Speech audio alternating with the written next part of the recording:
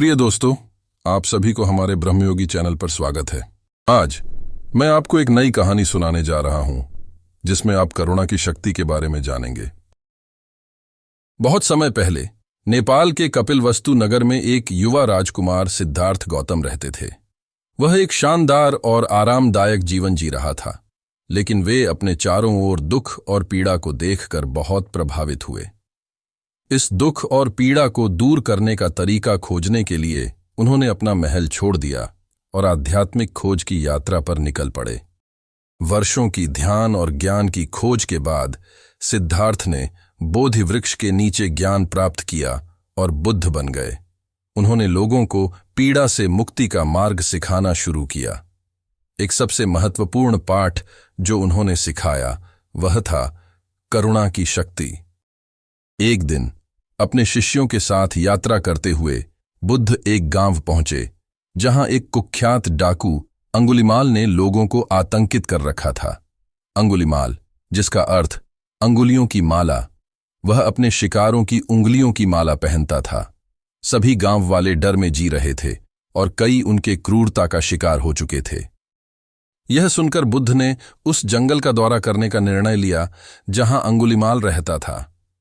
ग्रामीणों की चेतावनियों के बावजूद बुद्ध शांत और निडरता से घने जंगल में चले गए।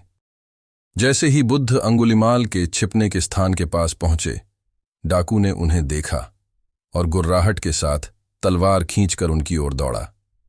लेकिन बुद्ध की शांत उपस्थिति में कुछ ऐसा था जिसने अंगुलिमाल को रोक दिया। बुद्ध ने करुणा से भरी आंखों से उसकी ओर देखा और कहा, मैं रुक गया हूं अंगुलिमाल, तुम्हें रुकना चाहिए। हैरान और चकित अंगुलिमाल ने पूछा, आपका मतलब क्या है कि आप रुक गए हैं? आप अभी भी चल रहे हैं?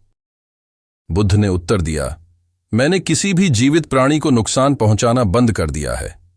मैंने अपने मन को क्रोध और घृणा से रोक लिया है।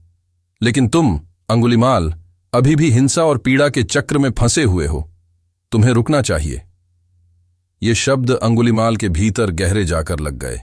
किसी ने उससे इतनी दया और समझदारी से बात नहीं की थी। उसने अपनी तलवार गिरा दी और बुद्ध के सामने घुटनों पर गिर पड़ा। आंसू उसकी आंखों से बह रहे थे। महान शिक्षक, मैं कैसे रुक सकता हूं? मैंने इतनी पीड़ा पहुंचाई है। क्या मेरे जैसे किसी के लिए मोक्ष हो सकता है?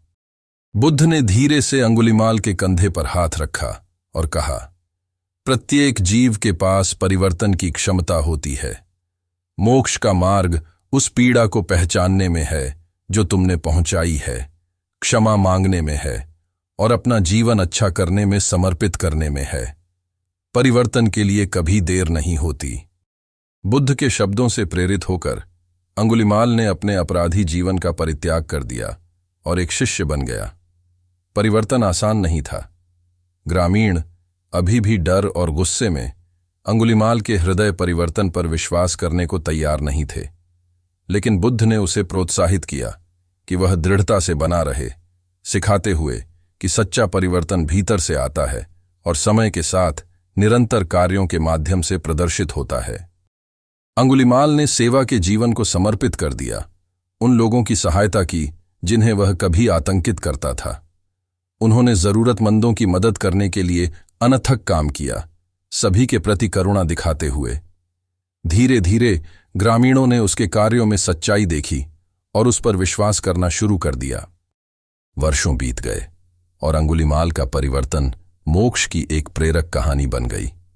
जिन ग्रामीणों ने कभी उससे डरते थे, अब उसकी निष्ठा और दयालुता की प्रशंसा करने लगे।